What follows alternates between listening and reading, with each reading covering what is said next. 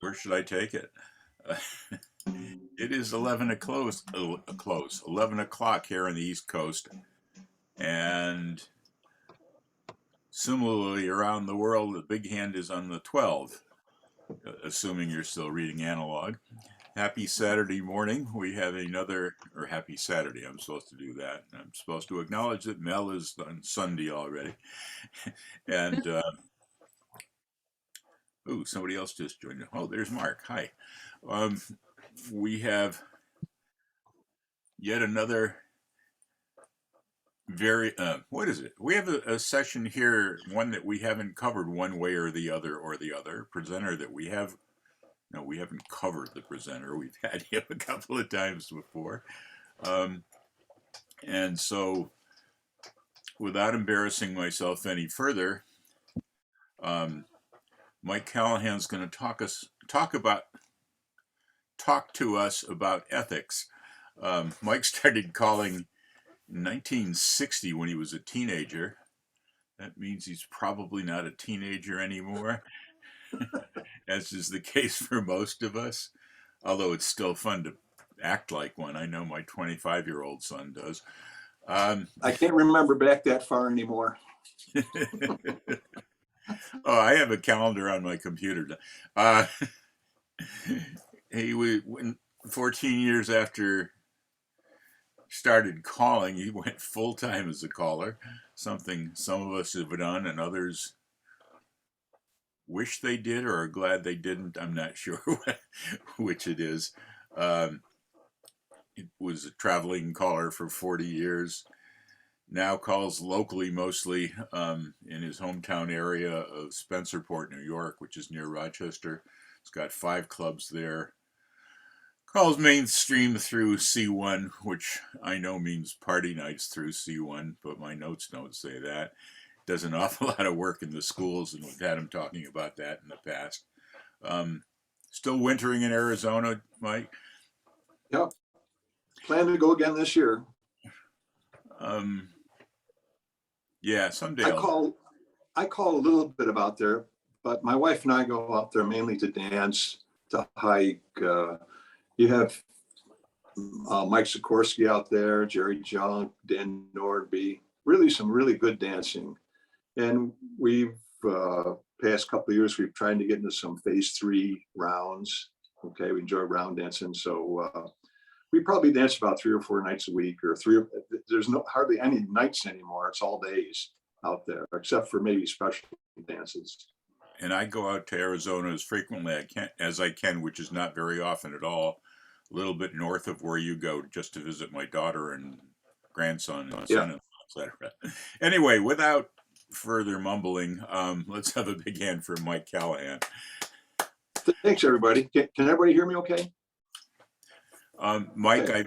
I've got your on-screen stuff when you're ready for it, and we can work from there. We just tested it and it works. And yeah, you're sounding fine here. Okay, great. Okay.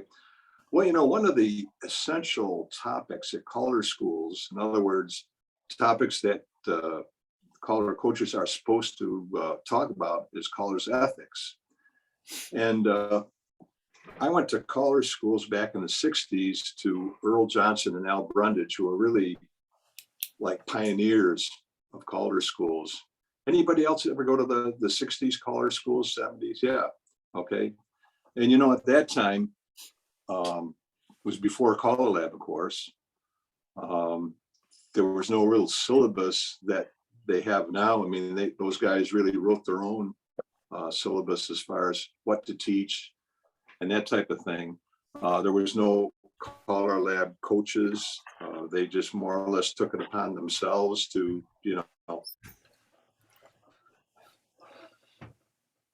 take up guests like Jack Lazary and Dick Jones and all these guys that were popular at that time as guest instructors. And it was pretty much patterned after what the caller schools go for this week, 4 or 5 days.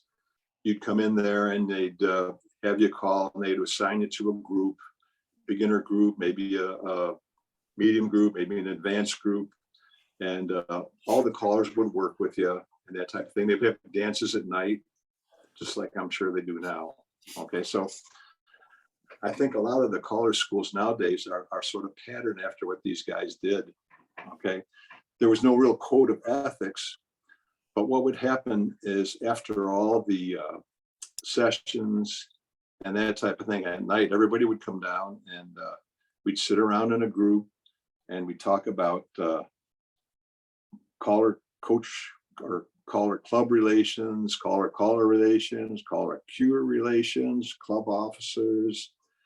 And a lot of callers might bring up some type of a situation they were in and how it was resolved, or maybe it wasn't resolved. Okay, so, and I think maybe that's where the code of ethics came when CALLERLAB finally got to be an organization. They figured they needed some type of code of ethics. I reached out to Jerry Junk, who good friend of mine, and also Ken,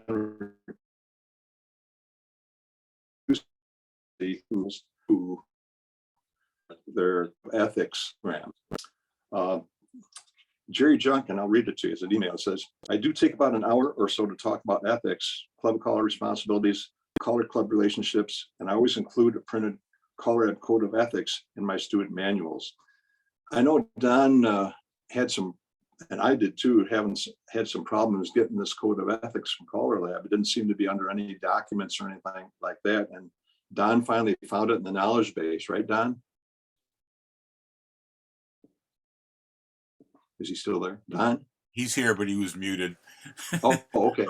Yeah, I found it there, but it took me quite a while. Yeah.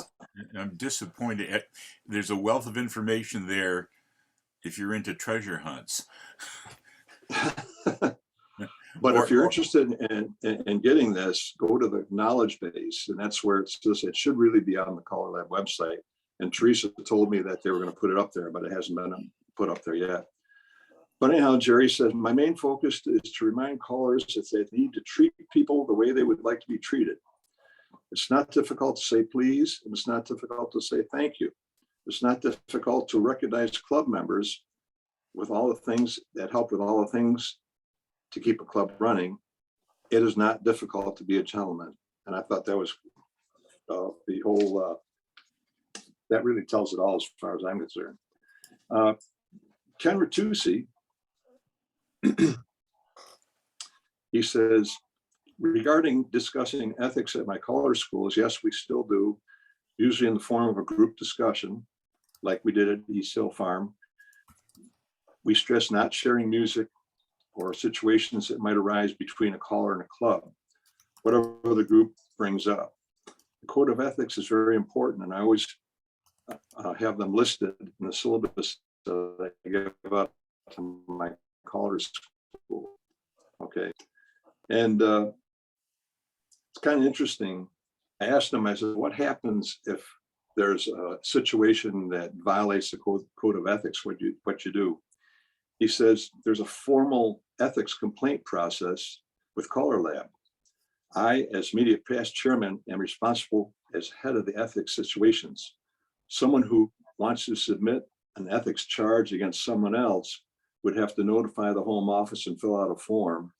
Then it comes to me, and I and a panel of 3 would review, speak to both parties before deciding any action if needed. That's what happens, I guess, when there's and I suppose it's got to be a pretty serious ethics complaint also. Okay, so that's what those guys do. Why should we have a code of ethics?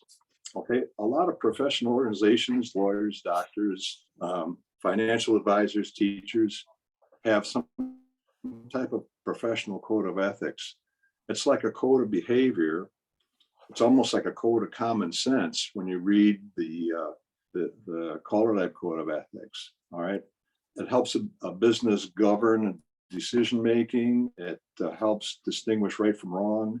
It outlines the mission of the group and the values of the organization and how to approach problems and standards to which professionals should be held to. And why is it important? Because it emphasizes behavior that's socially acceptable and respectful to the other people in the group, has a statement of values and commitment to the organization, And there's even groundwork for warning if the code is seriously violated, as Ken said. Okay. So anybody have any questions so far? Not Okay. thus far. All right. I thought we could review the current code of ethics. Now, this was approved in June of 2018. And it's usually the Board of Governors that approves the code of ethics. So Don, why don't we do this one by one? Let's see if I can find what I did with it. I guess this is it. And after we review this, I'd like to hear maybe some situations some of you guys been in, how they were resolved. Maybe have some questions about the music. Maybe have some questions about, caller club relations and that type of thing. Okay. Okay. All right. So as a member of CALLERLAB, I recognize that whenever I appear as a Square Dance caller, I'm a professional representing the international Square Dance community and the calling profession. As such, I acknowledge that I have an obligation to, number one, be a positive representative of the profession and advocate for the legacy, cultural values, image, success, and future growth of our beloved activity, square dancing. I think probably the most important word in this section is positive, okay? You hear a lot of callers sometimes saying, oh boy, back in the 70s and 80s, we had 10 squares, 20 squares, And when you talk to new dancers about this, they say, well, gee, am I getting into something here that's going to eventually, go belly up? So you should be positive about square dancing, even though, it isn't like it used to be, but it could be if we work at it. Number two, provide information, instruction, and encouragement to help all dancers develop their full potential and derive maximum satisfaction and pleasure from the activity. And as far as the instruction is concerned, doesn't mean just choreography. I think it means courtesy. For instance, one of our local callers this year went to the convention, and twice he and his partner tried to join a square that had 3 couples, and they said, no, we're waiting for a friend of ours, go to another square. It happened to him twice, So I think one of the things we have to do in our square dance lessons is, teach people courtesy of this type of thing, what not to do, what to do, as far as, working with other groups and that type of thing. Number 3, support all square dance clubs and organizations by actively working towards development, growth, maintenance, and success. I shall advise them objectively, wisely, and honestly, and promote a spirit of cooperation between the full range of related dance clubs and organizations. Since I stopped really traveling that much, I'm try to get more involved in our local federation now, as far as promotion, demonstrations, that type of thing, trying to promote square dancing here in the area. This year we were able to go on a morning show, one of the TV Spectrum morning shows, and we did a demonstration, and we talked about square dancing and promoted all the clubs in the area, the lessons, the open houses, that type of thing. So I'm trying to get more involved in this type of thing now that I'm not traveling anymore. Number 4, revere and honor the calling profession. I shall respect the dignity of other callers, teachers, and leaders, and shall interact with them in a supportive and cooperative manner. A beginner caller is a caller, just like an experienced caller is a caller, and they deserve help, respect, and that type of thing, and support. You try to go to some of these new caller dances and that type of thing and try to support them. Number 5, and this is this is something I don't think maybe 30 years ago would have been in the code of ethics, but it says provide a safe, welcoming environment for all. I am committed to providing an environment free from sexual and other forms of harassment or bullying without bias based on race, ethnicity, national origin, religion, gender, sexual orientation, age, or disability, and always be respectful of the hearts and spirits of others. You know, maybe 30 years ago, I don't think we would have thought of sexual harassment or bullying or that type of thing in square dancing, even though it probably did exist. It was, you know, just not thought of. Number 6, focus on lifelong professional development, adhere to the current standardized CALLERLAB nomenclature, and contribute as a leader to the worldwide square dance movement. So we should always, you know, have current lists, current definitions of the different programs. I have them on the computer, and I try maybe twice a year to make sure I have the most current definitions and that type of thing. And then when we have our triennial review, try to make sure that I'm current as far as that's concerned. Number 7, conduct myself at all square dance activities in a responsible manner that will not discredit the calling profession. This includes A, making every reasonable effort to arrive at a calling engagement early enough to ensure that the dance will begin on time. If I consider myself late, if I'm more than 20 minutes early, okay. I like to be early, set up, talk to the dancers, and that type of thing. Refraining from saying anything that is in poor taste, embarrassing, or humiliating dancers, never calling under the influence of alcohol or other substance, and always adhering to dance. Something happened to me, you know, quite a few years ago. I was hired to call I suppose it was called a plus dance then, and a busload of dancers from another club came in, and they were either mainstream or beginners. So what did I do? What do you do in something like that? You know, you're supposed to call to the advertised program. So when we found this out, I got together with the club officers that time, and we decided that what we would do is call the mainstream dance, and then maybe have, you know, a couple of plus tips here and there, because they didn't want their club to get a reputation from new dancers that, you know, people weren't welcome. Honor all my written and verbal contracts except in extreme emergencies.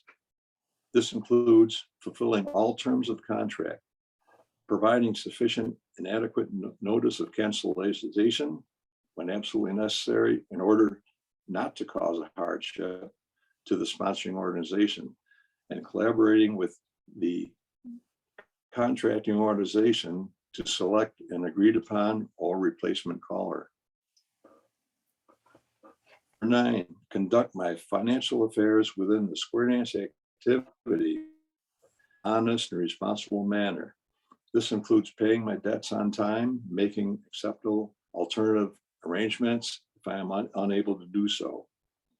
Number 10, maintain appropriate music licensing and only use music which I have obtained in a legal manner that fairly compensates the artists and the producers responsible for its creation. I will not illegally share copies of my music with others. This is kind of funny because I remember a long time ago when we were using records, you know, you get a record and you'd play a couple of them, say, I don't like it. So you'd ask another caller, here, you want to try this? And he'd take it. Sometimes our local callers organization would have a record swap. So everybody would bring in all their records, lay them out on a table, everybody would look at them, take them, you know, and that type of thing. And nobody even thought of licensing. Nobody even thought of the producers or that type of thing. So last thing, as a member of CALLERLAB, the International Association of Square Dance Callers, I solemnly pledge to uphold and honor this code of ethics as a personal professional responsibility. I will conduct myself in a manner consistent consistent with the highest standards of professional service and behavior, and I dedicate myself to serve the international Square Dance community with pride and integrity. So that's the CALLERLAB Code of Ethics. I'm kind of wondering if any of the audience here has had any situations they've been in, or has any questions about what to do about certain things that maybe violate this code of ethics. And Mike, do you want me to Don, take? can you people? Yeah. Is that better, taking the sharing off at this point? Yeah, I think so. Good.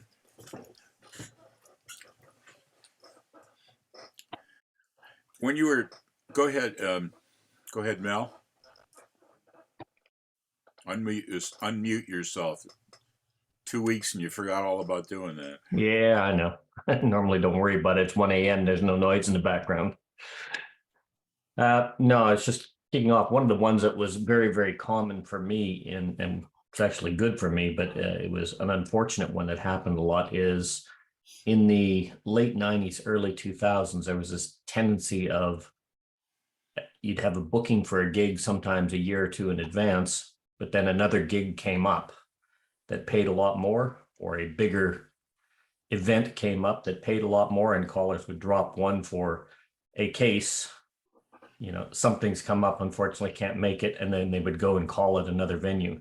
I filled in for a lot of them only to find out that some of these callers were calling it another venue. One of the aspects of it, and I've had to drop out, but I've always worked with the club to find somebody else to either replace me or whatnot in time. But it is one of the things that does happen, and it really leaves a foul taste in the dancers and the club organizations' mouths when you're booked for a dance. Oh, there's a big convention, or there's a big park, or there's an $800 gig comes up, which those are fairly rare, and your $100 dance, oh, well, I can't make it to that because something else has come up, and they find out what's come up is you're calling somewhere else. There's no hiding from it. It's a small community now. If you leave a gig and you're booked, somebody's going to advertise your book somewhere else. So I just wanted to put that out there. That's one that is still happening today. Somebody's going to find out about it. Mike, That Mike, really is reputation. I don't care how. I'm sorry. your sound check at the beginning was good, but you were we heard every 15th syllable on that last thing. You would freeze constantly. Oh, no matter how small your club is, or somebody's going to find out about something like that, I think, and it's not going to do your reputation very good. Yeah. As you leaned closer to your iPad, it seemed to work a lot better. Okay. Good. Dan, you've had your hand up longest. So I tossed this in the chat, but I wanted to comment that in the spaces that the other spaces that I'm involved in, circle singing and tech stuff, we're starting to get very explicit code of conduct, including who participants can report misconduct to, and what the responsibilities and participants of a staff are in those spaces. And I highly recommend doing that. I've had to deal with a dancer who was making other dancers uncomfortable, and it was not a pleasant thing. It would have been nice to have had some better notions on how to deal with her, some formalized notions. We got through it. Eventually she ended up dropping out of the club, but yeah, it was, there's a lot of work that has been done recently, especially in tech spaces, that's really useful to draw from. Thanks. Mike? Yeah. Mike, your hand's I think up. Oh, go ahead. Well, I think we've all had that type of thing, especially so you have a dancer who doesn't get it, or, who people start complaining about, come up to you. I'm not going to come here anymore to this dance. I'm going to go to another club. This particular person just spoils the evening for me. So what do you do about something like that? Is that a question I for think Mike? Go ahead. I think one of the things you have to do is, first of all, is talk to the club officers about it, and try to come to some type of conclusion. You know, what's going to happen. And I've had to go up to a dancer and say, you know, maybe this isn't for you. And if you're having trouble keeping up with the lessons, why don't you try again next year, now that you know some of the different basic calls, and go through the lessons again. And sometimes this works and sometimes it doesn't.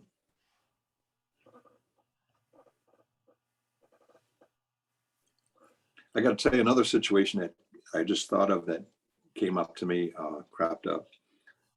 Quite a few years ago, I was booked to call for a club, and it was kind of a special dance, just a local club.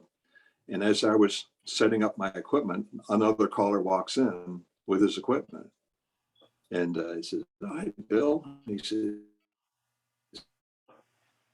"Aren't I supposed to sheet contract?" And he pulled out his also. So what had happened is the person that hires callers for the club, I don't know if it was a new officer or what, but they had hired both of us. So, you know, we looked at each other, let's just do the dance together, and it worked out fine. And the club actually ended up paying us both the fees that we wanted to have, you know. So, and everybody had a good time, and everything worked out well. But, you know, it could have been a situation that was that maybe the other caller said, "Well, I have a contract for this," and there might, you know, agreement with that. As it was, you know, he was a friend of mine, and we just did the dance together, and it worked out good. Mike, unfortunately, a little of that cut in and out, but I think we got the gist of it. It does remind me of a cartoon that was on the back of one of the national magazines way back when, of a stage and a caller walking in with their equipment and their yak stack, etc., from each side of the stage, looking at each other in puzzlement. I wonder if they got the idea from you. Mike, your hand is still up, but I think I think it's inadvertently up. Walt, let's hear what you've got to say. I have a No, question for I Mike. had something. Oh, you. Oh, go ahead, Mike. Mike Gormley, right? Yeah. Okay. This is regarding music sharing and software sharing. I belong to 3 callers organization, and 2 of them, this both these callers are personal friends of mine, and this one caller has a habit of upgrading his computer, and then he puts his old one up for sale, but just happens to leave all of his music on the computer when he sells it. And the other person buying it, who is also a friend of mine, happily accepts it and uses it, and then wants me to help them with the software when they can't figure out the software because they don't know how to use it. The programs such as Square View or Cedar, for instance. I'm not picking either one of them, but and I very much want to turn them in for ethics, and but it becomes, number one, when you submit an ethics complaint, you have to identify yourself, and that person gets to know who you are, and that's going to ruin a friendship. And I just don't know what to do. I just looking for advice. This has happened from the same person on 2 different computer sales that I'm aware of. When you're fixing the Hey, computer, Mike, Mike, have you? you could accidentally Hey, delete the files. Go ahead, Mike. no, Mike, have you gotten a hold of the guy and sat him down and talked to him about it, or? No, I don't want to make waves, but it rubs me wrong. Yeah. I don't know if you'd make waves or not. You know, I personally, if it was me, I'd, I don't take him a lunch or do something like that and ask him if he knows what he's really doing.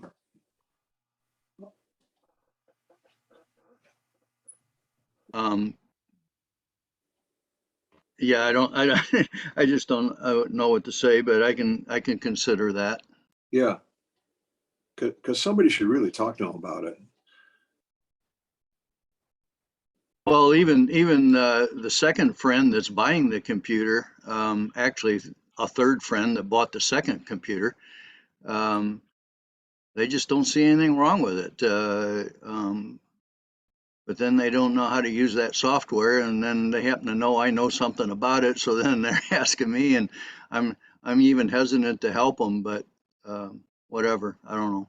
Yeah. It's just Are you sure the original guy is not buying a new license every time he gets a new computer? license for the music. No, well, I mean, that's one problem for sure, but I was thinking of the software. Well, I doubt it. I mean, when I get on the computer with the person that bought it, number one guy's name is on the title of the software that he's the owner. Right, but that's because he registered the software when he bought it, but it could be that every time he buys a new computer, he goes and buys a new Cedar license, and so all his computers will say that. I don't know.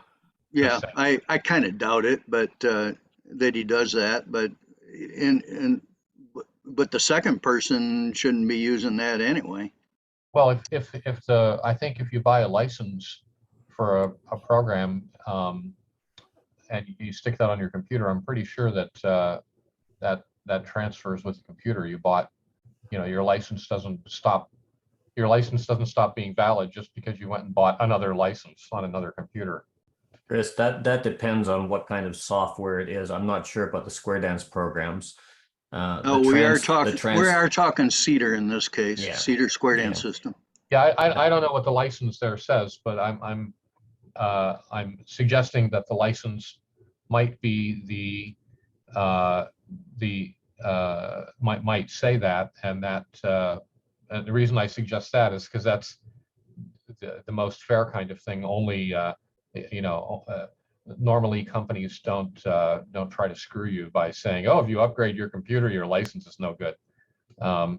So I don't know what Vic's license says, but my guess is that it's probably not a jerk license. But the question is the guy buying another license or not? That would be the thing. How many copies are licensed here is what it comes down to. Mike, were you more concerned about Vic's software or about the music? Equally.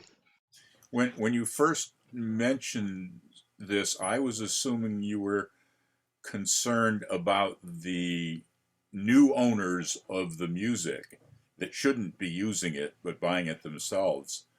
And I can see where it would be hard to talk to them as a personal friend saying you're using stolen stuff, you shouldn't do this. But I think it would be easy to talk to the guy that's selling the computers and giving away music that he probably wouldn't be as offended, and you wouldn't lose him as a friend, and you'd save the situation further on. So he would be a good one to talk to, which I didn't think of right away, but somebody mentioned.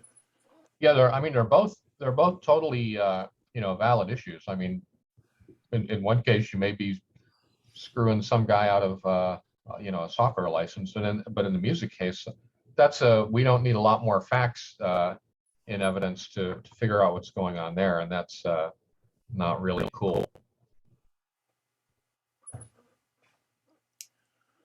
CedarNet just says it's licensed to a single user. The programs, it can be installed on multiple machines, but only that user. So it's an individual user license. I just looked it Right. up.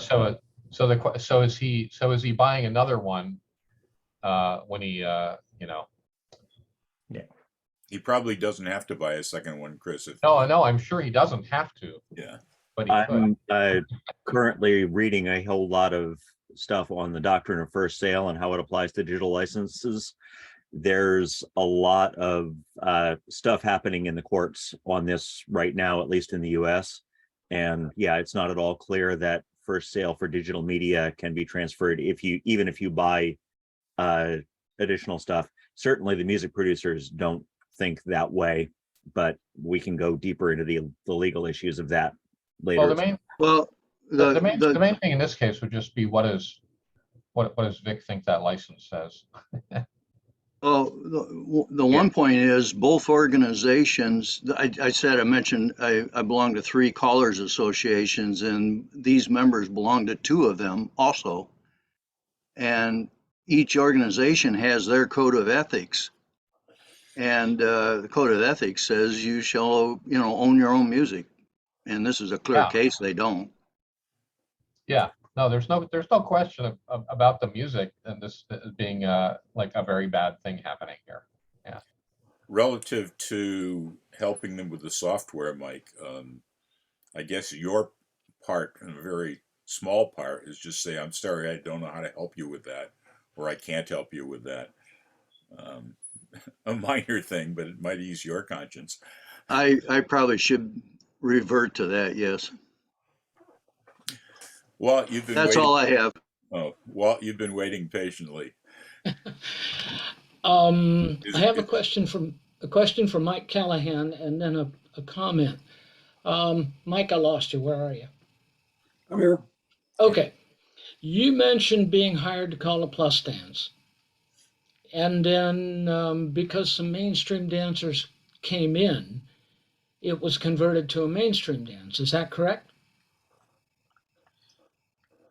I think he's froze. Actually, it was a whole busload of people that came in. Okay. My question is, Are you hearing me okay? yeah, I can hear most of what you're saying. My question is, you had people that came in and paid expecting a plus dance. Converting it to, how was that ethical to those people to convert it to a mainstream dance? They came paid expecting a plus dance. I can tell you that over here, more than likely, the mainstream dancers would have been told, I'm sorry, but you're in the wrong place. This is a plus dance. There's no way organizers over here would ever agree to converting a dance midstream. And the code of ethics says adhere to the advertised program. So tell me how this worked out. How was this ethical for the people that had paid for a plus dance? It probably wasn't, but since we had a couple of plus tips, nobody seemed to mind. Okay, yeah, and if the organizers said that's what we want to do, we're the hired help. We have to do what they tell us to do. Right. This is why I went to the club officers and talked to them about it. Okay. Actually, they came up to me and said, what are we going to do? And I said, that's the way it always works. Well, yeah. And I said, well, it's your club, but if you turn these people away, your club's going to get a reputation that, people aren't going to want to come to. And he says, well, you had no complaints from anybody that paid for in this area. No. I think this area here where we live, they just want a square dance. Okay. Levels aren't all that important to them. Plus mainstream or whatever. Okay. And if they come in for a plus dance and there's, a set of mainstream dances come in, they accept them. That's just no big deal. That's great. I wish we had that kind of environment here. Unfortunately, over here, it would be the opposite. Now, I can tell you on a club night, just a regular club dance, we would probably shift the program. But if you're talking about a special dance on a Saturday or something, there's no way. The second thing I wanted to say, and then I'll shut up and go away, I promise. Just Walt, before you do that, I just want to throw in some comment on this. I've had the reverse happen many times where people will come up to me and say, "Can you do an A1 Yeah. special tip at a plus dance?" And my answer always is, I'm willing to do it after the dance if the club officers ask me to. You go Yeah, talk to them. It's exactly. not up to me. Exactly. But after the dance, so the plus people get their full dance. Um, now, going to your second comment. Okay. The By the second way, one. after Walt, I see hands up, electronic hands for Mel, Ralph. Oh, Dan pulled his down, and Chris has been waving his mechanical arm for quite a while. But in coming up order will be Mel, Ralph, and then Chris. Go ahead. Now I'll try not to argue, not to interrupt anymore. That's okay. No worries. Somebody mentioned having a dancer that was making other people uncomfortable and how they deal with it. I don't remember who that was. Um, we had a situation in one of our clubs with a lady who was in the very early stages of dementia, unfortunately.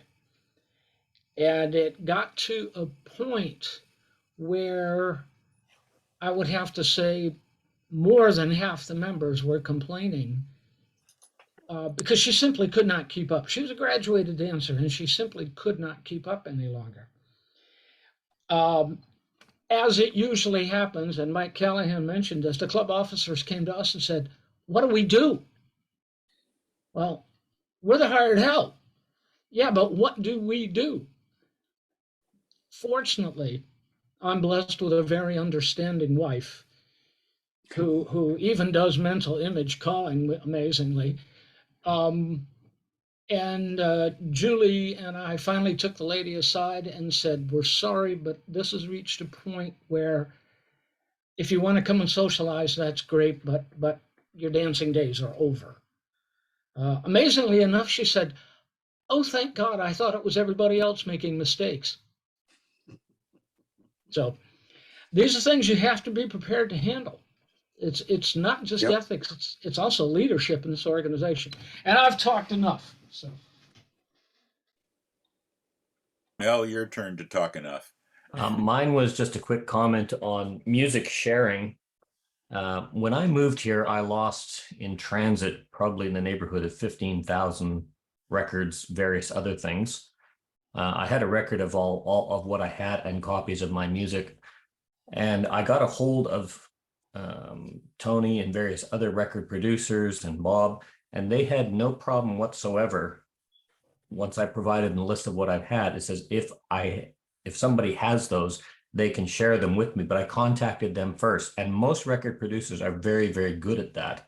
And then, of course, a lot of them which I had on record, of course, I repurchased because of the transfer quality that I had. Let's say was not the greatest. But most of them are very, very good on that. And there's not a lot out there that are going to say no.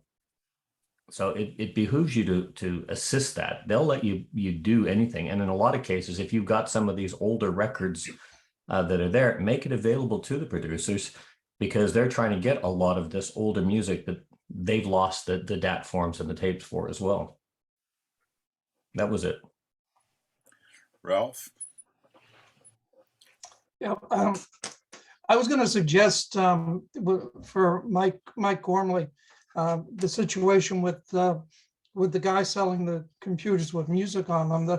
I would go to him or her from the point of view that maybe they are unaware of what they're doing is not ethical, and at least and go to them with giving them the benefit of the doubt that what they're doing they don't know that they shouldn't be doing. And I think that might be a way to approach it without coming off sounding like you're a bad person and you're doing something wrong.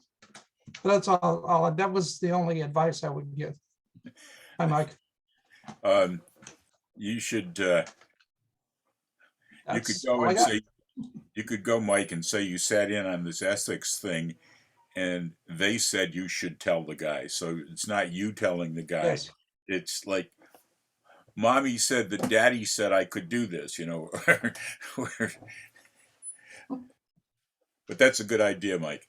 Yeah, Ralph. that's even a better idea. Dan, you're in the left corner, but I don't see your hand up. Or No, I dropped mine. We could Okay. go all deep into the details of copyright law, but let's not. Chris, are you still? Well, I was mostly sort of seconding things that people had said. I've also had very good luck dealing with record producers on similar issues of, for example, things that are no longer in print, and they're always very accommodating and helpful. I've been really lucky in that I've pretty much always been able to defer to the club when these various different situations come up, because like that's generally my position is that I'm the hired help. In terms of people coming in, we have I can't count the number of times that I've been doing a weekly club dance or something, and I mean this just happened like a week ago, maybe twice a week ago, and where somebody off the street comes in. I mean, a complete non-dancer, and if you're lucky, maybe a bunch of them who showed up for whatever confused reason, and the clubs are always they're like, what should we do? What should we do? I'm like, well, I don't know. Maybe we should let them in there. But the funny thing is that most of the time they're coming to me and they're asking somehow as if it's going to offend me if we do some beginner tips, or we throw a couple of, if we change the program around in, whatever way seems like a reasonable thing to do. They're always like, would that be okay with us, with you? And I'm like, if you want to do it, yeah, I think we should do it. And they're always, oh, good. But it always freaks me out because apparently they think I'm going to go, oh, no, damn it, you hired me for plus, and that's what I'm calling. It's like, what? I had a couple of comments. I can't figure out how to put my hand up, but I was going to make something. Oh, Chris, something you said and others have said also, and I think this is really good. We've been talking about how it's the club's decision on whether you change the program or not, but it's interesting that the club officers have come to several of you and said, ask for guidance, that we are the leaders in the organization. We're not the leaders of the club, but we're the leaders in the organization, and they come up to us for advice, and I think that's pretty cool. And we should have some good advice and things handy, even though it is their final decision. I never let a club tell me how to do my job, but what I want to know is, what is the job that you think you've hired me to do here? And then I'm going to give you the best one of those that I can. I mean, that's just everything that I do with relation to the clubs, stems from that. Mike, I had a situation show up. It's totally different than what we've been talking about. I'm curious what your thoughts or anybody else's are. But many years ago, a club that I called for probably once a year, once every other year, but I'd called for many times, that was located about 3 hours away. I drove down there to call for them. I made a mistake. They had background, which I didn't find out till later. They had changed the venue. I didn't. This was pre-cell phone, pre-GPS. They had changed the venue, and I didn't look at the latest contract. And I just drove down to the school that I'd always gone to for many years before. And they weren't there, and the school was dark. And I drove around. I called the school. Nobody there answered. I didn't have the club contact information. Or actually, I did, but they didn't have cell phones. It was their home phone, and they were busy at the dance. I called the local police, and they had no indication of a big event going at any particular different school or church or what have you. So after probably an hour and a half of driving around, trying to pulling my hair out, figuring what the heck I'm going to do, I did the 3 hour drive home. So there was, 6, 7 hours driving, no fee, my fault, no problem. And of course, they were very upset because I never showed up. And I had a mail from them or a phone call from them the next day, and we both apologized to each other, I guess. And I think what I did, at least I would have done that now, is offered to come down and call another dance for them, um, for either the original fee or no fee at all. Probably no fee at all. But what are your thoughts? What do you do in a situation like that? I had almost the same thing happen to me. Only what had happened is that the club had moved, but never told me. They had new officers come in. They had a new hall. I had the original agreement with where they're supposed to dance, and then they moved and never told me. So I came to the place. I waited there for about a half an hour. I finally went in the school, and there was a line dance group, and I said, don't those square dancers dance here? Oh no, they moved. I said, do you know where? No. And I called my wife at home. I said, has anybody called and asked where I am? No. And meanwhile, I understand they were there saying, gee, where is he? Did we ever tell him that we moved? That type of thing. So I just went home, and it was their fault, really. It wasn't mine. But as far as what you would do, and 3 hours is an awful way to for a dance. I mean, I don't know. Anybody else have any suggestions about this? If it was an hour or something. The only thing we can ever offer them really is a free dance or something like that. But Yeah, I mean, usually, when everybody gets together, the caller and the officers get together to figure out what the hell happened.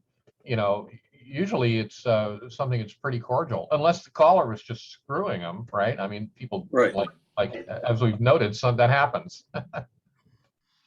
I did have another similar, but it worked out fine. I drove half an hour. There was nobody there. I called home and found out I was a week early. I was supposed to have a week off, so I went back the next week and didn't tell anybody, and nobody was the wiser. But Well, don't you tell you on were me just now. following the Caller Lab code of ethics, Don. Show up early enough to make sure your equipment's set up. Not one of my strong points if you've been to any of my dances. Um, John, the reason I'm smiling is something very similar happened to us just 2 weeks ago, only it was our fault. Um,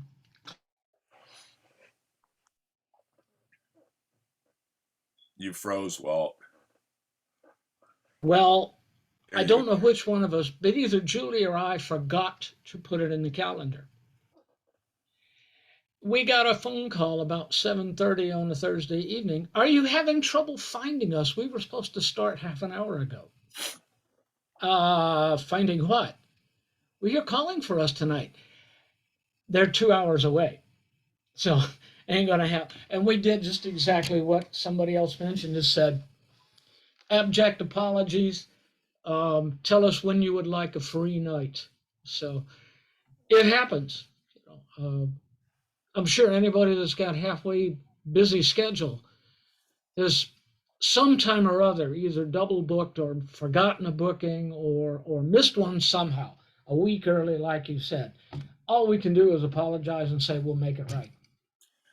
I did have one, again, similar that worked out, and I'll suggest what we did. But driving, it was probably 2 hours away in Connecticut, and maybe half an hour before I got to the dance, some elderly woman came the wrong way down, well before where I was, came down the wrong way, entered on an exit ramp on an interstate, and had a head-on crash with several people, and the highway just stopped the traffic. And so again, pre-cell phone, I was sitting in the car half an hour away for a couple of hours. When it finally cleared up, I got to the dance an hour and a half, 2 hours late. I can't remember what. And the dance was a huge dance. It turns out there was another local club whose caller was probably 10 cars behind me, but I didn't know that while we were sitting. And he didn't make his dance either. So their club came over to the one I was calling at. And there was a caller that belonged to that club, so he was calling to both clubs. When I got there, they asked me if I would continue, and of course I did. To a huge crowd of two big clubs. But what I did was I volunteered. I was an hour and a half late. I volunteered to go an additional hour and a half later if they wanted to. And many dancers stuck around to dance the extra time to me. I got home kind of late that night, but aside from the frustration of sitting trapped in a car and not knowing what to do at the time, again, my solution was to volunteer to stay there longer and extend my, put my full 3 hours in at the time. Joe, you've had My lack of experience, in terms of number of dances I've called in my life. I mean, I'm an experienced caller, but not compared to people who've been doing it anywhere close to full time. And I just thank my stars that I haven't had to be the one to go to somebody, a dancer, and essentially kick them out of the dance, or tell them they can't do it anymore, any of those kind of things. I've always every time that's come up, usually in a class setting, it's the club that takes care of that. They might ask me for advice about, like, do you think this person is as hopeless as we do? But usually they're the ones that are totally proactive and take care of the whole thing. And that I just You've been very lucky. Yeah, I have been very lucky, and I just have to give some respect here to the people that have the callers that have had to deal with that and do the do that hard thing. Joe, try Unmuted, Joe. Try unmuting. There we go. Works every time. Yeah, I know. And I was so ready for that. Any of us that have called for a long time, we've all gone through, I guess, all of these scenarios. A point to Chris's last thing is, when some club member does come up and say so-and-so is really not a good dancer, we should get rid of them, blah, blah, blah. You have to go to the point of, yeah, but then who's next and who's next? And pretty soon you don't have a square to call for, because, nobody's good enough with the last people. So that's a problem. I think my bit of advice would be the communications, and I would always assume that there's a good explanation for someone's behavior or whatever the situation happens to be. If it's some sort of a club misunderstanding to do with dates or whatever, it's best to talk it in a non-confrontational way, assuming that perhaps you've got it wrong. That way they save face, you've saved face anyhow. I know as far as ethics go, I used to have a note service years and years ago, and I would from time to time do a convention or a festival, and some caller would come up and say, well, I really like your note service. And I'm thinking, they're not on my list.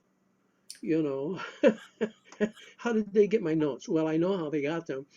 And I got a whole bunch of them back this last year from a very well-known caller who never subscribed to me, but he thought I should have his copy of the notes, because he didn't want to have them in his house any longer, I guess. So that happens.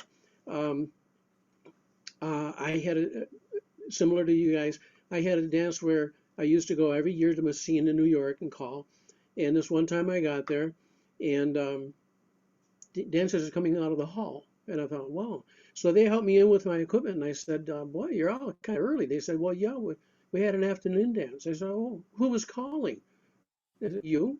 I said, well, I didn't know that. We never did that before. They said, doesn't matter. There's other callers here. We had a great time. By the same token, I was at a dance where the caller didn't show up. And they asked me to fill in. And so I called the caller the next morning and I said, gee, you know, you missed a good dance last night. He said, well, oh, yeah, who was calling? I said, you were. He said, very quickly, he said, how'd I do? I said, you were fantastic, but I don't think they're going to hire you again. So, you know, another one was Kodak Squares in Rochester. They always call me, they would call my folks' place because that's where I stayed. My dad's name was Joe Ubelacker. My sister was living with my mom and picked up the phone. They said, is Joe Ubelacker there? And my sister kind of hesitated. She said, no, he's dead. Well, this is not how to get a good feeling or relationship with a club, to tell them that the caller's dead. Anyhow, it worked out. The one question I do have though is about money. Now, there's been times, you know, I always forget. If they don't pay me, I'll walk out of the hall without my pay, and they get really upset about it, and you know, feel really badly. But that's all been straightened out. But there's been a couple of times when a club has decided that I was going to make too much money on a percentage basis, and they didn't want to pay me all that money. That was back in the day when we did a flat fee and a percentage. By the way, to make a relationship between today and 50 years ago, our fee might have been like $150 for the dance plus 60% of the gate over 10 squares. So if you had a really good dance, which sometimes you would, you'd have busloads of people coming in, you could stand to make an awful lot of money. And two clubs in particular didn't want to do that.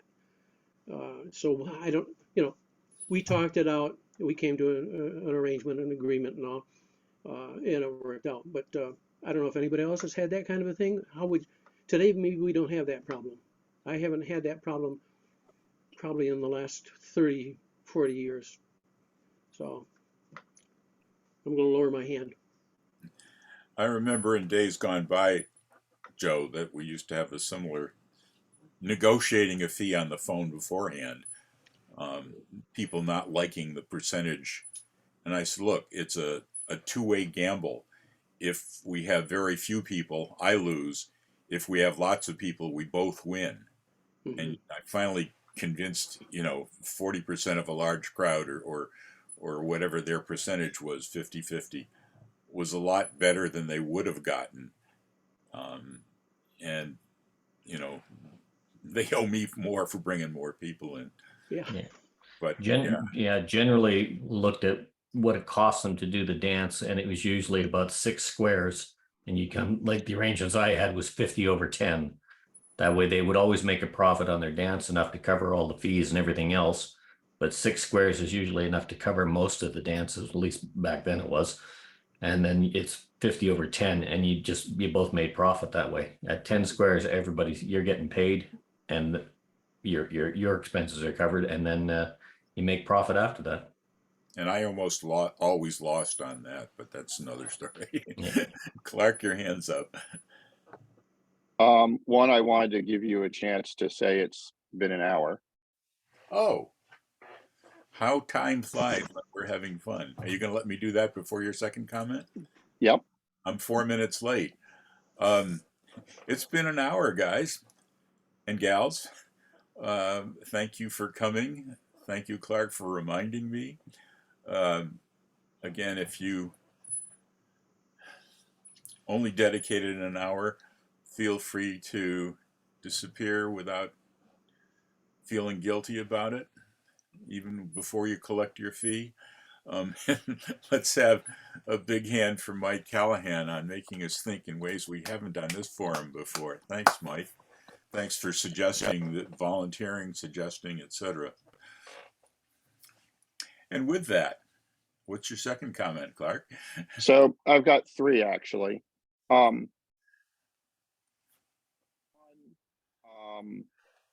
From being on the CALLERLAB Board of Governors, we don't hear the ethics complaints but we usually ask the past chairman, have you had to handle any ethics complaints?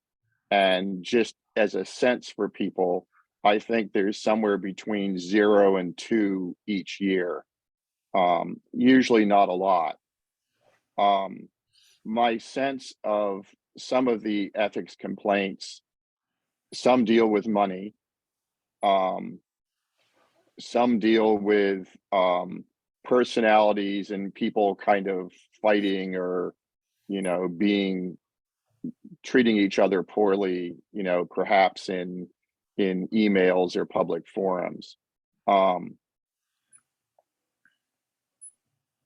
For me personally, the one thing that happened to me in my career is I wrote a book, and this was published in the 1976-78 timeframe when the copyright laws had just been revised. And I was nerdy enough to apply for a copyright on my book and got it, etc. So that's great. And the book sold maybe 1,000 copies. It was on Challenge Square Dancing, and I was selling it for $6 a copy and $4.50 if you bought 10 or more. And someone called me up from the West Coast and said, hey, I like your book. I want a discount. I said, well, $4.50 for 10. Yeah, that's too expensive.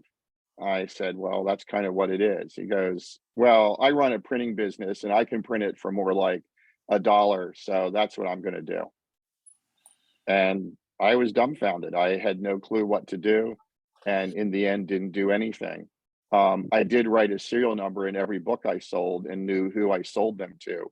So kind of like anyone who runs a caller's note service and notices more callers seem to see your note service than the people on your subscription list. I could kind of see if there was a book that was copied a lot and knew whose copy was copied, but I thought that was kind of poor on that particular dancer's part. That's astounding. And of course, you could have sued the ever-loving shit out of that guy. Yeah. And if I, later working with I used to travel to the West Coast, both north and south, and call challenge dances and weekends, and probably, and then it's a small community and you get to know everybody. So I probably, would have known and danced with and interacted with the person who did that. But at the time I was so new at dancing and calling that I didn't really have a clue who they were, and names go in one ear and out the other. So fortunately, I don't really have a memory of who it was and so forth. The third thing also relates to challenge dancing, and that would be, I don't think the code of ethics covers a uncommon problem in challenge dancing or calling, which would be the unprepared caller. It takes an awful lot of time and effort to write all the material that we would expect at a C2, C3A, or C4 dance or weekend, where you expect the caller to sit down and mostly call new prepared material. And some callers weren't very good at that and would just kind of wing it or come in unprepared. So I think that would be another thing that would be somewhat of an ethics violation. That said, for a lot of these problems, for example, the caller who has a drinking problem and comes in drunk a lot, basically dancers vote with their feet. So if a caller is a constant problem, just don't go dance to them. And that's all I've got. Comment on Clark's previous comment about writing a book. I happen to have written one also 35 years ago, and its second printing is sold out and about to do a third because there's interest in it. And people keep asking, in today's world, is there a PDF, an electronic version of it that I can have? And I have refused to do that because on most things I do, I'm more than happy to give them away, including my Saturday mornings. But on the book, I've decided to remain selfish and not give it away. And I'm afraid that PDF versions could be too easily passed from one to another. Now, I know many callers associations have a copy of the book in their library, and I think that's fine.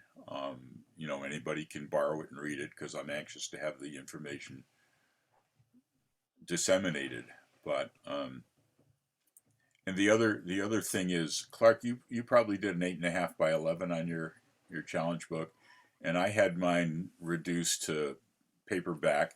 People kept saying, you know, print it so we can keep it in a 3-ring notebook and just have it open flat. And I wanted it to look like a real book, so I had a binding and everything. But that also made it, which I didn't realize until later, made it much more difficult to tear apart and copy it, what have you. We've all faced it, and I wasn't really out to make tons of money, but at least to cover the printing costs, which wasn't particularly easy. Chris? Yeah, well, I'm not sure exactly what technical things might or might not prevent people from copying your book if you published it electronically. I can see why people would like it that way, because then they put it on a little tablet and carry it around or whatever. But I have to agree with you in a very sad way about your fear that people would just be copying it. And because obviously I don't think square dance callers are bad people, right? I think we're good people. But I think there's just a lack of appreciation for copyrights in general and what that's about. And you see that with the music, and I think it would happen with your book too. And it's like I just have to assume that everybody would like to be moral and ethical, but that I just feel like in general in our community there's a lack of appreciation and understanding for how to do that and how important that is when it comes to material like that. And I'm just going to say that's I have that fear, and I have that perception that there's just an awful lot of things where people just kind of let it slide and whatever, and that's just a kind of a sad comment. And maybe it's just me, but that's what I think. Handhurst tape used to have a similar problem where two people would split the monthly fee, and one person would listen to it for half a month and then the other would listen to the other half. And I've got to admit, I'm somebody that's always been on a limited budget, and I've been in situations where I thought, geez, I could go this way or I could go that. I've faced that. Clark? Well, we have lots of subscription services now in our TV area. For example, Netflix, Hulu, et cetera, et cetera. How many people are using how many people's kids are using their subscriptions, or how many parents are using their kids' subscriptions and just sharing it, even though that's kind of violating those terms of service? Some of them, Clark, have it set up that somebody else is using this particular account. Do you want to cut them out, or do you want to let them continue? Gail and I find that with Pandora on occasion, but we managed to share pretty easily. Walt, you've got your hand up, and Joe after that. There, figured out how to unmute myself. Yeah, Chris, you mentioned being shocked that somebody would do some of the things that we're hearing about. Well, I was flabbergasted that that somebody would just say right to your face, "I'm going to steal this." Let me shock you a little bit more. Like, what? let me shock you a little bit more. Brace yourself. 2 weeks ago, my wife and I went to what's called the Fall Roundup over here, which is a big annual jamboree 3 day deal. Um, Saturday afternoon, I was calling, and I have Wait Driver's exclusive package. All right. And I had a young caller come up to me and say, I really like that. Can you put it on this stick for me? Same weekend, the exact same weekend, my wife was calling. Well, did you tell him where to stick his stick? Oh, did I ever? Did I ever? Because he's a CALLERLAB member as well. The same weekend, somebody came up to Julie, my wife, and said, I have Royal Records' new platinum whatever package. Would you like it? Same weekend. So it's going on. Trust me. Yeah, that young man won't do that again, Don. I'll bet you. I'm not surprised that that goes on. And I mean, really, my comment was, I think it's, I don't know, it feels like it maybe just because we ought to be more aware, or I want to hold the calling community to a higher standard or something. But it feels to me like it's worse among the callers. But I'm not surprised that happened. It's sad. The thing that blew my mind was where the creator of the material, Clark, has his book, and somebody just says, "F you, I'm going to just copy it." and for lots of people, I mean, it just makes my head explode. It's exactly the same thing with this young man saying to me, "Here's the stick. Will you put that on there?" Or the guy that said to my wife, "Here's Royal's new stuff. Do you want it?" It's exactly. Hey, Chris. And it's theft. Flat out, it's theft. Yeah. Hey, Chris. Yeah. Do you think this is worse because of COVID or? No. This isn't new. This has been this way forever. Yeah. I mean, a long time ago, 40 years ago, people legitimately did not understand about music copyrights and all of that. Right. But that was 40 years ago. That was the joy of records, though, Chris. When you gave a record away, you gave away it all. I think that, there's the problem with doctrine of first sale, but I think that we also do a lot better when we make people aware in the community what the economics of music production are, that everybody involved in this hobby is paying money to stay in this hobby right now. And nobody more so than the music producers.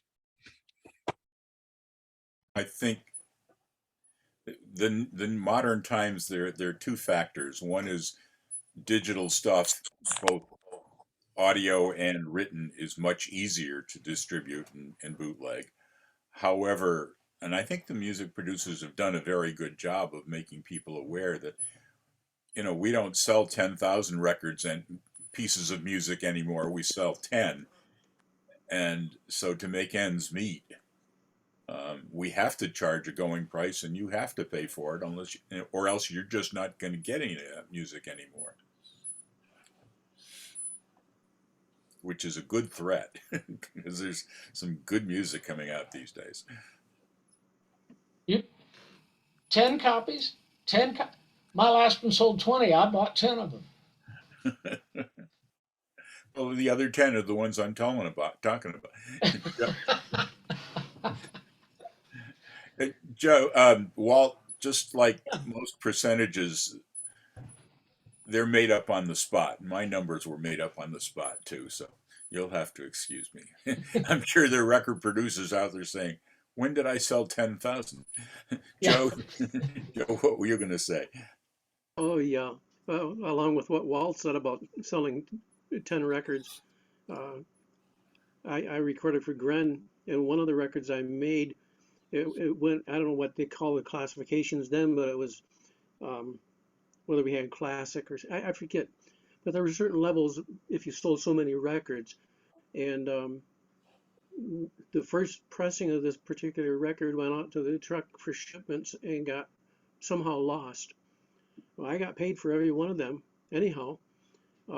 So I think I owe Walt some money you know, just just to be nice to make up for what he didn't make on his last record. However, I have a conflict of giving away stuff. You know, I've written stuff, I've got my notes, I got loads of other stuff, you know, tapes. I made tapes years ago for two couple for all the levels from A1 through C3.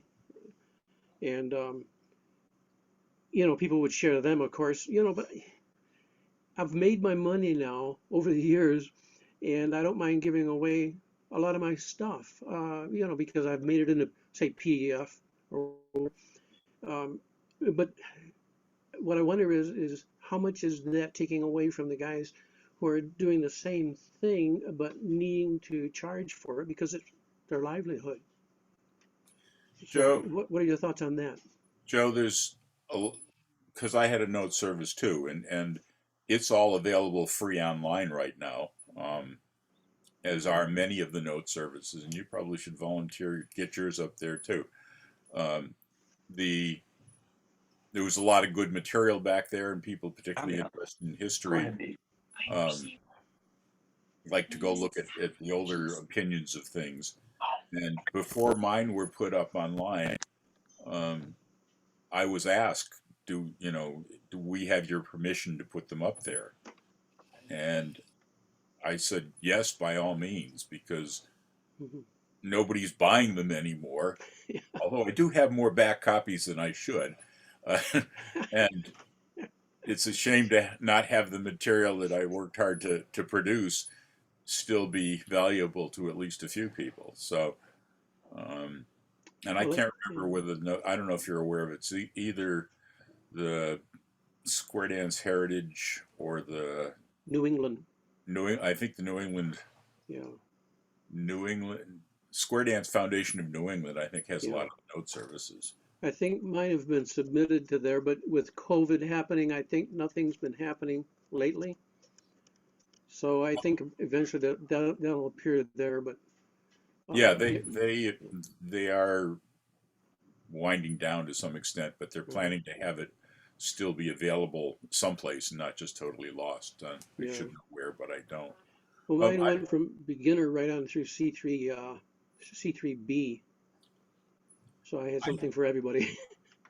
I didn't. I do have a question relative to what you're talking about, though. I have a collection of Square Dance books that I've collected over the years, hard copy stuff. And I've given a few away. I was planning to advertise once I get around to it on the Facebook groups. If anybody wants these for the cost of postage, it's yours. Um, I either paid for them originally or they were comped in some cases, because I had contributed stuff to it. Is there any ethical thing against giving these things away since they were paid for once? Not if they're yours. Okay. Thank you. No, not as long as you paid for them. Well, either paid or given legal comps, but yeah. Yeah. No, as long as it's your ownership, you can do what you like with it. And I'm not planning to make a profit on them, so Even if Making you, copies of them given away is a different story, but yeah. there's nothing unethical about making a profit on those. If you wanted to sell them for more than you paid, there's nothing wrong with that. I'm just laughing. If you go to Amazon.com and type in Don Beck out of sight, I think there's a copy there for $65 or $95. I've bought tons of rare books in my life, and not like foofy rare books, but usually very old technical books that I wanted for historical purposes, and they can be expensive. Yeah, and I don't really want to sell these. I don't want to make a profit. I just want to have it, people that are newer to the activity and haven't had access to these because they're no longer available, help perpetuate the whole deal. If you're in the giving away mood, one thing to always consider is one of the foundations to make sure that they have a copy in their library. Oh, I think I've done that, and they're overloaded already with a lot of Yeah. stuff. Yeah, because you know, as best as we can make sure things get preserved and not just you know, molded out in somebody's basement, you know. Does anybody want to buy a copy of Macworld Magazine, Volume 1, Issue 1? I know a person who might know what the market for that is, but because I think she just sold one. But yeah, it's classic to read about this is what a mouse is, and this is what a window on the screen is. And I gave away a complete set of Byte magazine from issue 1 to, well, sometime in the 90s. Not that long ago. Probably could have sold it. Any eBay says they're going for about $35, but I haven't figured out how to play with eBay yet. But I am trying to clear the shelves. The junk mail, even non-electronic junk mail, is piling up faster than I get rid of old stuff. Any other topic? Any other comments on topic? Well, Don, I'm gonna have to say goodnight. I have another meeting I've got to be in a few. Hey, enjoyed it, guys. It was great seeing everybody. Great joining us. Say hi to Julie for me. Will do. Take care. Good night, everybody. Good night. Good night. All. I was going to say that on the subject of giving away things, what do people think about what should you charge for a dance? That's not a very specific question because there's a lot of different kinds of dances, a lot of different kinds of situations, whatever. But that's always a perennial a topic, and it occurs to me that one of the ethical considerations, kind of, is deciding whether or not, I don't know if this really happens, but I kind of think it does, whether or not you're going to be some kind of a discount caller, right? And so you're competing with people who may be trying to live off of calling, and they charge a certain amount, and now you come in the area, and what should you charge? Should you charge like the same? I mean, assuming that the clubs are willing to pay it, or should you, because if you get a bunch of bookings because you're cheap, versus somebody else that they would have booked for a lot more, what are the, what do you think about that? I can see it clearly, Chris, going into this club, asking me to call and saying, I'll charge you half what that guy got, but you get what you pay for. He's going to bring more people into the door and pay for himself anyway. Maybe. But doing it at you get what you pay for. Don't ask much from me because I only worth half as much. Joe, did you want to comment on that? I'm just expression reading. I had one thing. I was just looking for Mike Callahan there. He's left. Mike left. Okay, I must have missed that. I think Wanda looked like she was beckoning. Oh yeah. In the background. I could tell you some really good stories about Mike and Wanda. We were in the same area for a number of years. Can we have a session on that? No. Mike was a fun guy to call with, let me tell you. Added to the ethics, though, one of the things that I use, well, I still do when I do caller workshops and all, is where, for the new callers, the idea that you don't go back and start a club next to your club that you're dancing with. You've got to get away from other clubs. If it means going 50 miles down the road, you got to get away from established clubs and callers. This is relevant for me right now because I just moved into Alberta 2 years ago, and in the Calgary area, there's some callers, and but there's not enough dancers to warrant another club, and I wouldn't do that. It's like stepping on toes. So, why isn't that in the caller ethics thing there too, as far as stepping on toes? That's There's an a lot. There's a lot of things you're going to find are not going to be in the collar ethics that usually fall into the category of common sense. But as we all know, common sense is not common. And Uh, I have lost this club because of COVID, but I got my big calling break when a caller for a club that had been around for 50 years asked me to take it over, with the thought that it was going to collapse in a couple of months anyway. And would I do it? And as we were coming into COVID, I was very concerned that the club was growing, but it was only growing because I was poaching from other neighboring clubs. Where's your ethics on that? I started a club once a while back, and I knew not much about it, but I needed somebody to call to and practice. And I went to one of the successful local callers, and he said, you know, here's a map of the greater Boston area. And we drew an X on the, oh, excuse me. Oh, man. I'm sorry. Gesundheit. Want to get out of that field there behind you. Yeah, really. I could have put normally I would have put the mute and hide video, but I'd be cutting the speaker out.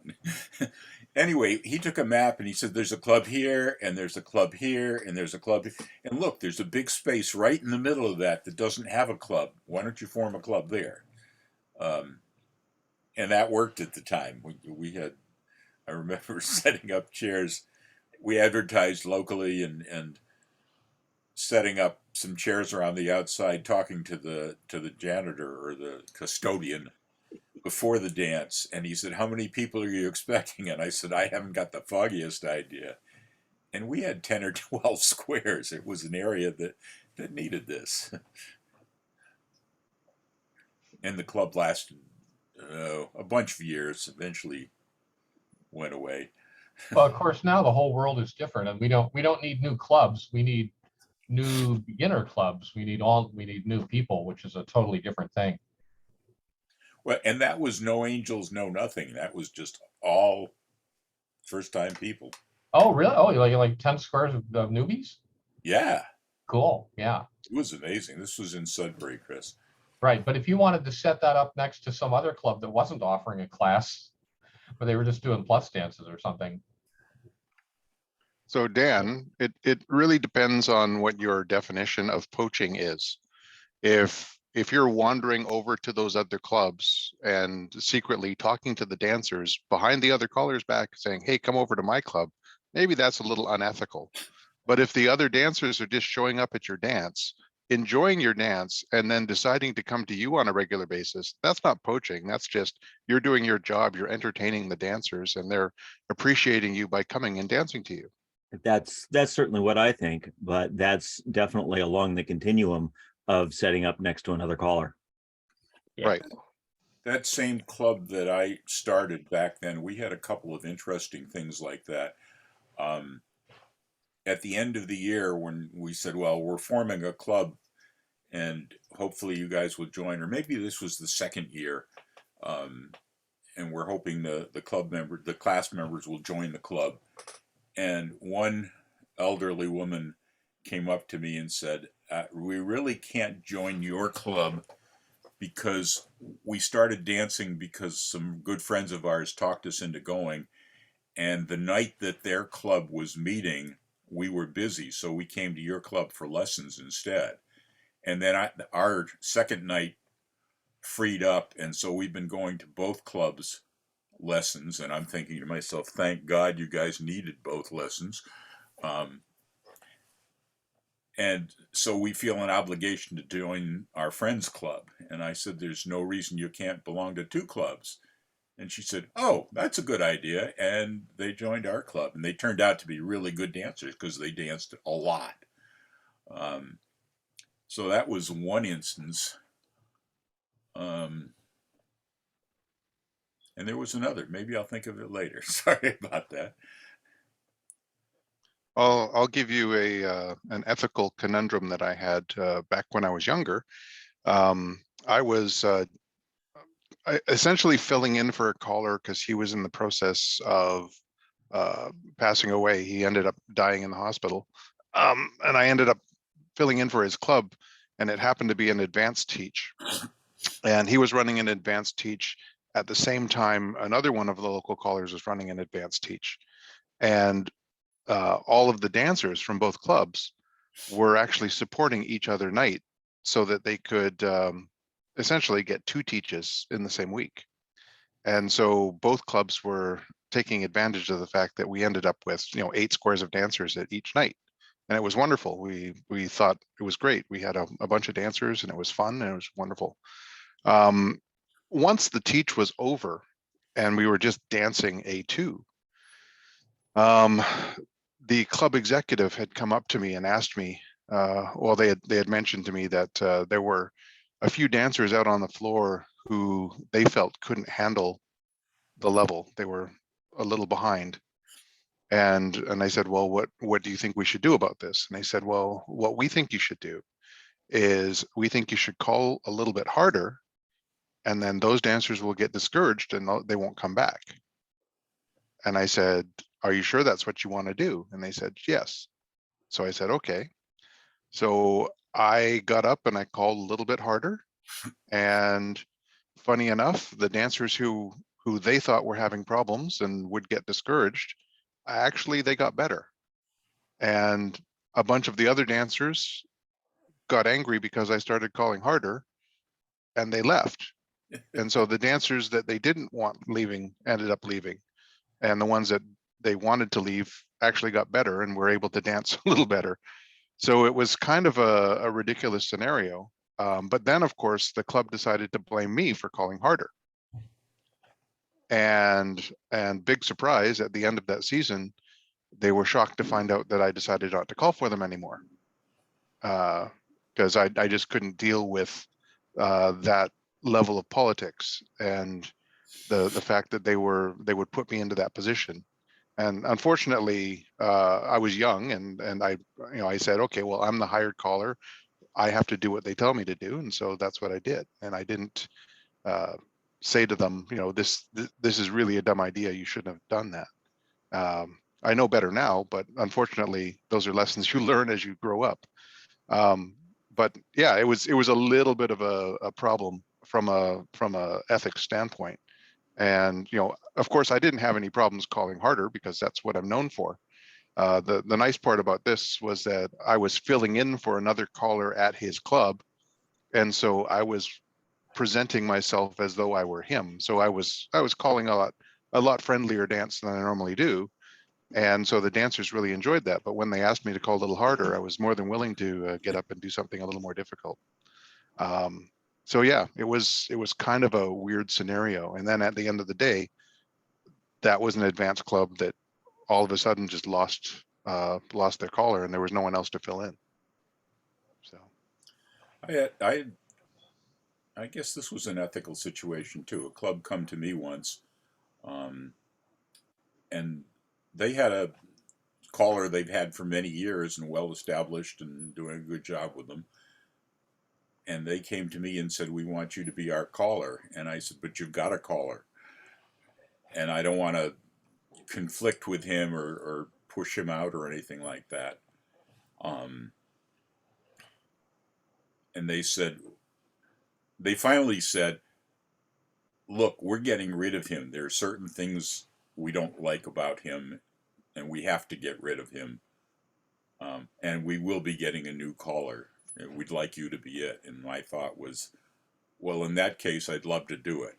But I really don't want to be the one to push him out as such. Similarly, another club came to me and said, in a well-established plus area, came to me and said, we want to do an A1 workshop. Would you call it for us? And I tried to talk them out of getting into A1 because they were a well-established plus club, and so were many others in the area. And they finally, again, the same. Well, we are going to be doing an A1 workshop. We would like you to do it, or we'll find somebody else. And I said, well, if you're going to do it anyway, I'll take it. That was, 18 squares showed up for that one. Chris? I had a situation some years back where there was a there was a club, and the caller had passed away and kind of passed the torch to this other guy, and but other guy wasn't able to make it a lot, and so the club kept having me come in there and fill in. And every time I went there, at the end of the dance, it was just, a stream of people coming up going, "Oh God, that's so much better. Could you please be our caller? Can we have you every week?" Blah blah blah. And I'm like, talk to the club president. It's this other guy's club, right? It's not, but just endlessly, every time they would be like, "Oh, we wish we had you all the time. Can you?" And I'm like, "Yeah, I'm just the fill-in guy.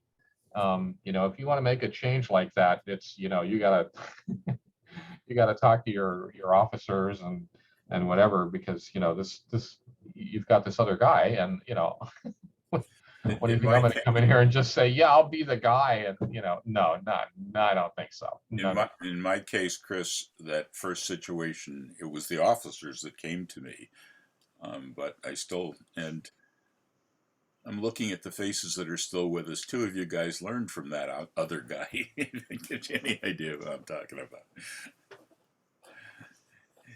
There's a lot of situations very similar to that. And I was only in that situation once. And my first step was to go and talk to that other caller and let them know that I was being approached.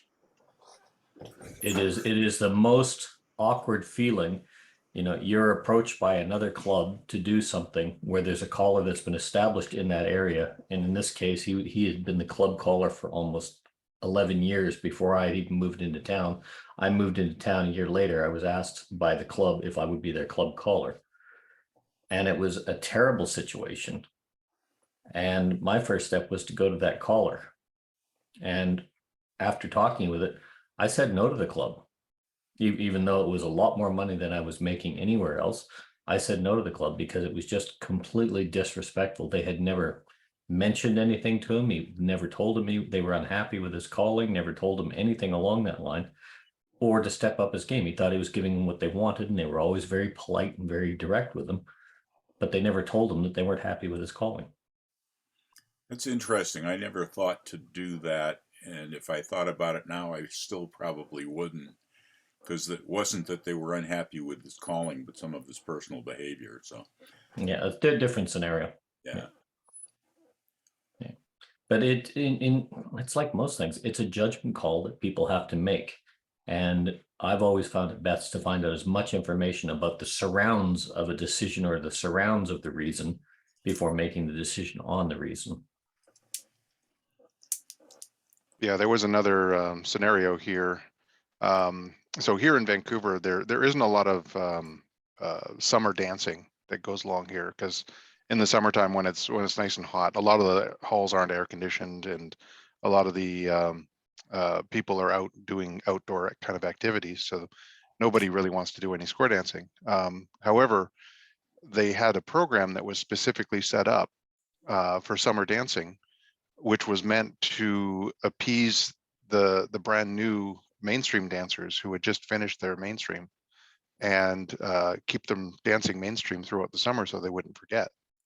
And the program was set up with all of the different callers from all of the different clubs so that each of the dancers could see what these callers provided, so that they could then choose which club they wanted to go dance at.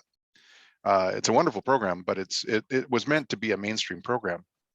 Well, I was asked to call this program once, and I got up there and I was, doing the program, and some of the dancers came up to me and said, "Hey, over half the floor here are plus dancers. Could we get you to do a plus tip in the middle of the dance?" I'm like, "No." And they're like, "Well, why are you saying no?" And I said, "This is a mainstream dance specifically designed to keep the mainstream dancers dancing throughout the summer. It's not a dance for plus dancers. Although plus dancers are fully capable of dancing at this dance, there's really no reason for me to call plus calls. And they got angry at me, and a bunch of them complained about me. And all of a sudden I was no longer calling on on that program anymore, because some of the other callers who would call for those programs, they would do a plus dance or a plus tip somewhere in the middle of the dance just to appease those dancers. And Yeah, I was unwilling to do so. I'm very proud of you, Brian. That is one of the biggest things that it's always been the bane of my existence. Was I like to have a floor where everybody can dance everything all the time. And that just doesn't happen anymore. I still like to stick to the guns. And yes, I've been hired to do dances that have 2 for 1, like 2 mainstream, 1 plus, 2 mainstream, 1 plus, but that's the advertised program, which is fine. When there is a dance where it just goes and it's a mainstream dance, but you've got advanced, and now you've got basic, mainstream, advanced, a plus tip. You've got everybody coming in the hall, and you've got one group dancing a quarter of the evening, one group dancing a third evening, one group dancing half the evening. It is absolutely abhorrent. I was asked to do something similar, mainstream confirmation, brand new graduate mainstreams, and immediately walked in, and they expected this was an introduction to plus. I wouldn't do it. I said, Yeah, if you want that, we can do another night. I've Next had year, that's what we did. To me, there are a couple exceptions. And when I say a couple exceptions, number one, when I do like a weekend Saturday night dance for one of the local gay clubs, they have a multi-level dance. And the reason they do that isn't for the dancing. They're doing it in order to have the entire club get together and have a social event. And in doing so, they're allowing all of the dancers to interact and mingle with each other in the context of a square dance. And so that makes it interesting. So you end up with mainstream tips, plus tips, advanced tips, and challenge tips all throughout the same evening. And for that, I don't mind. The only difficulty is it's hard to have a cohesive program when you're doing multiple levels like that. But they don't care. They're not there for the dancing. They're there for the socializing, and that's what I get that. The other one that I fully agreed with was when I went and called for the tech squares, which Clark is there. He understands. He runs the program, but the way that program ran was it was primarily a plus dance, and then once the plus dance was over, then they did a bunch of star tips afterwards, and the star tips would go off way until the evening, and it went from advanced through challenge, then through contra, and then if you were still awake or alive, you were probably playing board games in the room downstairs. So there was a whole bunch of stuff that happened during that weekend, but primarily it was a plus dance. And probably as many people were dancing the advanced and challenge level that were dancing the plus. Oh yeah, it was very well populated, but nonetheless, it was primarily a plus dance, and nothing interrupted the plus dance other than rounds. And then at the end of the dance, that's when all of the extra star tips happened. But that's a very well-known program, and everybody knows that. And so again, because it was like that, it wasn't a big deal. I call multi-level dances clubs that dance they'll dance 2 or 3 levels in the evening, and that's their advertised program, and that's great. But my policy is, if I go, because this comes up with everybody, if you go to just a plus dance, it's the Saturday special plus dance, whatever, and they book you in, and then they'll come up and say, oh, can we have a whatever star tip, A1 probably. And so I mean, my policy on that is, sure, where are we going to put it? Because if you want to, I'll put it in this break where you were not going to have any dancing, because you're going to have some big long official break, refreshments or whatever. And if people want to forego their refreshments and get up, sure. Or if you want to do it at the end, when we're done, if you can still stay in the hall, that's fine too. But yeah, I don't want to take away anything from the advertised program. Yeah, my favorite along that was when I was calling in Germany, and it was back in the 80s, so back in the heyday. But when you had a mainstream dance, if you were going to do something, or if you had a basic dance and they wanted a mainstream tip at the end of it, all those were saved for the end.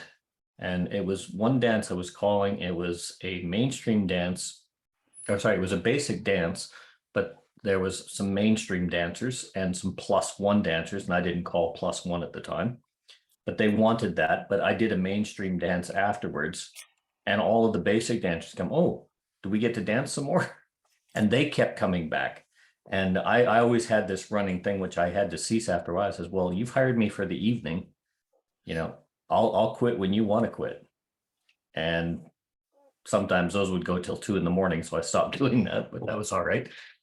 But it's always been my dream that I go to a big dance. It's a mainstream dance, and all of the dance, oh, can you do a plus tip? And you'd be surrounded by mainstream dancers just saying, we want to dance some more. How come we can't dance this? Oh, can we dance this? Oh, we don't want to learn. We just want to dance and have fun, and just make the plus dancers realize just how badly they're treating non-plus dancers. What you said, Brian, about a dance to keep the mainstream graduates happy and keep their fingers in, having a dance once a fortnight or once a month for the mainstream dancers is great. But I have seen too often, especially in the Ottawa area, you graduate mainstream on a truncated program. It's your very first year of dancing, and you've had sometimes 20 weeks. And suddenly it's an introduction to plus. And I absolutely abhor that. Right. I had an embarrassing situation once. I'm just curious what others might have done, but it was a late spring dance. A lot of the clubs had just graduated their people. There were a lot of clubs visiting this particular club's dance. I'm pretty sure it was mainstream. I don't remember specifically, but and it was a solid mainstream level, and just about everybody was dancing except for one square down and almost in the front, off to the side. They were having a lot of trouble. They were struggling, and they all had the same club costume. They were all visiting from the same club. And I felt bad for them, but I had to call to the average floor because the average was 95%. So I went down to them during one of the breaks and I said, you know, I noticed you're having, I can't remember exactly how I worded it. Hopefully I was tactful. But you've got to expect when you're a new graduate that it's going to take a little time to get used to going with the flow at the speed of everybody else. And, you know, I wanted to let them know it wasn't them. It was just circumstances. And they said, oh, we've been dancing for 3 or 4 years already. We graduated way back when.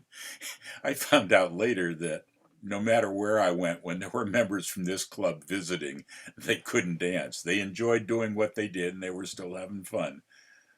But I don't even recall who their caller was. But I'm guessing they were B sharps. no, it was local to the Boston area. Don't know B sharps, have heard of it. Local. Well, I think the problem was probably it was a mainstream dance, and they were from a challenge club. Oh, was that it? Go. but my question was, there I was assuming they were beginners and embarrassing them or putting my foot in it by telling them that as a new dancer they shouldn't worry, and they say, oh, we're experienced dancers, and here I was calling them terrible dancers, and I kind of apologized and walked away feeling chagrined. But Better watch it there, Mel. There's enough of us here now that we can gang up on you. I was wondering, I said, I threw that out, Chris, and you didn't even bite this time. I always tease Chris about that. And vice versa. I said, I was wondering, I said, you didn't even bite at that. I was almost disappointed. Clark, you're supposed to remind me that it's been almost 2 hours and that I should go eat lunch. But You're coming up on 2 hours. My headphones have run out of batteries and I'm getting hungry. So so it's getting close to that time. maybe it's ethically time to eat lunch. Yes. It's only 3 in the morning. It's not lunchtime. Yeah, Time for a good what's going snack. on here? All right. Goodbye, everybody. Take care, Brian. Brian, I've been trying to say that, but I'm not good enough at going away. Goodbye, Brian. Nice seeing you. One more thing that I might ask about You're calling a dance and there's another caller there. Um, Ah, yeah, right. You know what I'm going to say. hey, can I call a You tip ask, at your dance, Joe? yeah, yeah. You want to I'm let kind the of person, new. yeah, yeah, yeah. And you get up and you ruin the floor for me. What do you know? I have my own thoughts on that and how I handle it, but I wonder what other people do. I'm not the dance organizer. I'm a hired gun. Um, and it's up to the dance organizer whether they want to be a showcase for new callers or a Experience. focus for me. Well, when that happens, I always, and I bet a bunch of people will say the same thing. I know Don will say the same thing. You say, well, you know, ask the club officers, right? They hired me to do this dance. If you want, you know, somebody else to be in the dance, that's up to them. But but supposing that I'll just throw this out, that it's not like a new caller we don't know or whatever, but there are other callers in the hall, one or more, who are, you know, maybe name callers or, you know, at least peers or whatever. And should you invite them up? Should you, the caller, try to take some initiative to invite them up? And I say no, but I just make sure that they get acknowledged that they're here and whatever. I mean, because I don't, you know, mostly they don't want to call anyway. The Joe, you should have brought that up earlier because that's a good question. I agree with Chris that I would agree that it's up to the club. I generally don't ask people because I've got a set program that I'm trying to build experience, build excitement, calm down, workshop, and what have you. I don't mind if the club wants to do it, but it's kind of a something. But I remember hearing there were some areas of the country where it was customary that if there was a guest caller, no matter what, you would no matter how experienced, you would let him call a tip. And the callers would say, hey, I'd call one tip and the rest was just and get paid for the full evening. And the rest was newbies there. And I remember other newbies saying, I got to call 9 tips tonight. I raced from one club to another to another. And Yolanda, close your ears. Yeah. You're giving me ideas. Well, that's what we're here for, Yolanda. Down, yeah, right there. That's why they call this a Zoom. You can Zoom anywhere. There is the other side of that coin too, not only asking other callers to get up and call. And I agree with you, Chris. If you're hired to do a dance, if I go to a dance, I do not expect to be asked to call. I'm going there to dance. In a lot of cases, like here in Australia, they advertise and guests, which means that's if you show up and you let the caller know or you let them know in advance, they'll write you onto the program.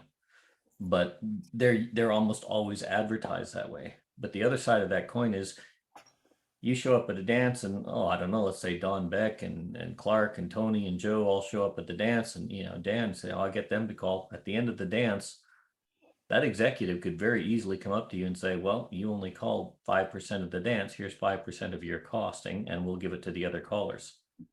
And that is something that, you know, should happen if they weren't involved in that decision. So I agree with you, Chris, but there are ways to deal with that kind of stuff. The thing that I always thought was funny when I was a beginner, and, you know, I wasn't a known caller. I mean, you know, people knew I was starting to call or something, but, you know, it's just a beginner. And the advice that I got from the real callers was, and anytime you go to a dance, be totally prepared to call a tip. Make sure you got some records in your trunk and you're all set. And they're like, but don't look like you're prepared and don't ever suggest that you're prepared, but be prepared. This is like, you know, no, it's like a never ask or assume, or, you know, in your wildest dreams, imagine that you might be calling it might get you up there for a tip. But on the other hand, make sure you're totally prepared. Oh, always. I always thought that was funny. Chris, when you talk about acknowledging the other dancer callers out there. I was in a funny situation once. I was somewhere between total newbie and starting to get known in the area, but I went to a dance.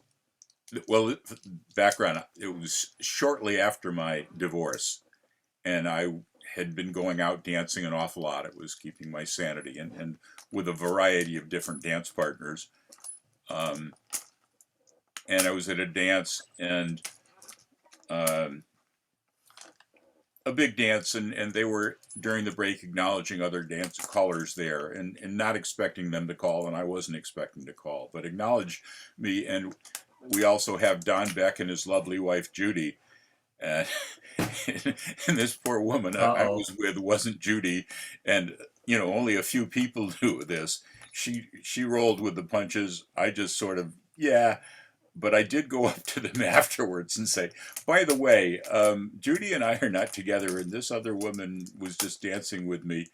But please don't correct yourself in the next break. The funniest one of those I ever saw actually was a dance where you were there, and I don't think you were calling, because I think it was an acknowledgement thing, but it might have even been, you might have even been the caller, and they didn't know the name of the woman you were with. I don't remember who it was. It might have been Gail or somebody else. I don't remember.